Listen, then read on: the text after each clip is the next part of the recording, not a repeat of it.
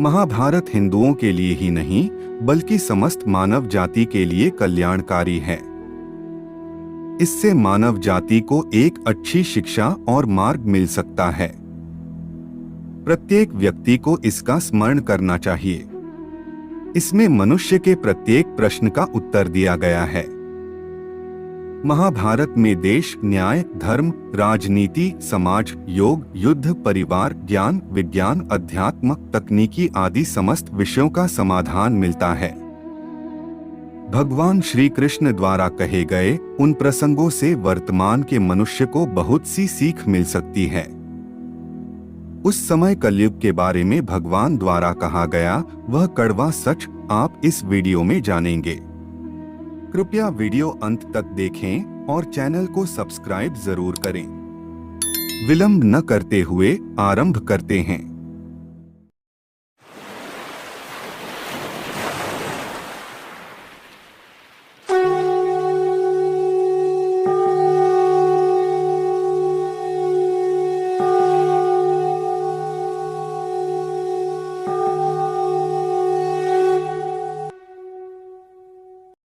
बात उस समय की है जब पांचों पांडव भाई वनवास जा रहे थे। तभी अर्जुन के मन में ये प्रश्न उठा और वह बोले कि हे माधव, क्या आप बता सकते हैं कि कलयुग कैसा होगा? कलयुग में मनुष्य कैसे होंगे और कलयुग को संसार का अंत क्यों बताया गया है? श्री कृष्ण ने कहा कि हे पार्थ, मैं तुम्हें इसका सीधा सीधा उत्तर तो नहीं दे सकता, परंतु आप सभी वन में जाओ और वहां जो भी देखो मुझे बताना, जिससे मैं तुम्हें बताऊंगा कि कलयुग में उसका क्या प्रभाव होगा। उसके बाद पांचों पांडव अलग अलग दिशा में वन भ्रमण के लिए चले गए।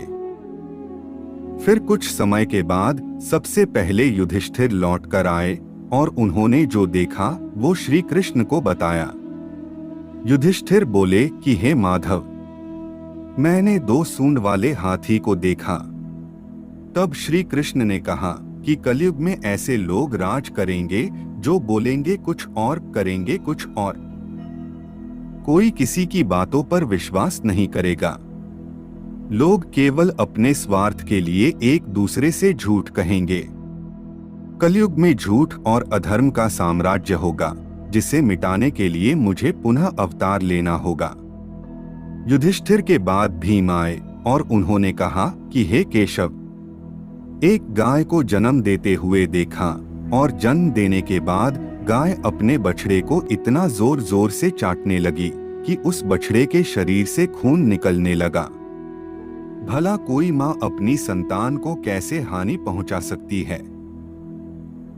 जिसका उत्तर देते हुए श्री कृष्ण बोले कि कलयुग में माता पिता की बच्चों के लिए ममता इतनी बढ़ जाएगी कि वो ममता ही उनके बच्चों का जीवन नष्ट कर देगी।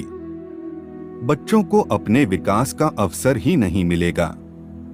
वह वही करेंगे जो उनके माता पिता उसे करने को कहेंगे। कलयुग में माता पिता का लोभ अपने बच्चों के लिए इतना बढ़ जाएगा कि वही लोभ बच्चों का भविष्य नष्ट करने का कारण बनेगा। इसके बाद अर्जुन ने कहा कि हे केशव, मैंने देखा कि पक्षियों के पंख पर वेदों का ज्ञान लिखा हुआ है, परंतु वह पक्षी मांस खा रहा था। इसका उत्तर देते हुए भगवान कृष्ण बोले कि पार्थ, कलयुग में ऐसे मनुष्य होंगे जो बहुत ज्ञानी और महान होंगे, परंतु उनके विचार काले और कुटिल होंगे। वह बड़े पंडित वेदों, पुराणों और ज्ञान विज्ञान की बातें करेंगे, परंतु उनके कर्म राक्षसों जैसे बुरे होंगे। कलयुग में इंसान का लालच संपत्ति को लेके इतना बढ़ जाएगा कि बड़े से बड़ा ज्ञानी पुरुष भी संपत्ति के मोह में बंध जाएगा और दुष्ट कर्म करेगा। फिर सहदेव आए और उन्होंने कहा कि हे भगवान, मैंने देखा कि एक स्थान पर 8 कुएं हैं, जिनमें सभी कुएं जल से भरे हुए हैं और केवल एक कुएं में जल की एक बूंद भी नहीं है। वह पूरी तरह से सूखा हुआ था। ऐसा कैसे हो सकता है?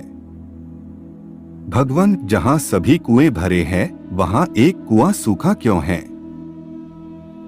जिसका अर्थ बताते हुए श्री कृष्ण बोले कि सहदेव, इसका अर्थ यह हुआ कि कलयुग में लोग महल बनाने में, विवाह में या किसी समारोह के आयोजन में लाखों रुपए खर्च कर देंगे, परंतु अगर उनके आसपास कोई दरिद्र भूखा मर रहा होगा तो वो उसकी कोई सहायता नहीं करेंगे, अपितु उससे घृणा भी करेंगे। अंत में नकुल वहां आए और बोले कि हे माधव, मैं जब वन में था तो मैंने देखा कि पर्वत के ऊपर से एक विशाल चट्टान लुढ़कते हुए नीचे गिर रही थी। उसके मार्ग में बहुत सारे बड़े बड़े वृक्ष आए, परंतु वह सभी को तोड़ते हुए नीचे गिरने लगी।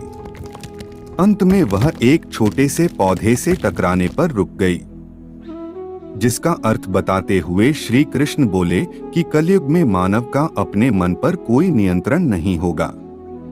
उसका पूरा जीवन व्यर्थ हो जाएगा।